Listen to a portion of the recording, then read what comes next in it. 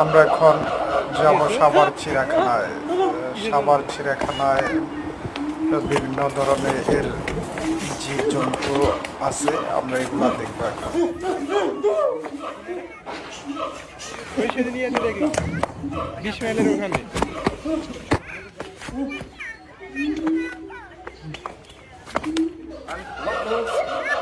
Tangannya ke sini, tangannya ditarik ini. Tolong.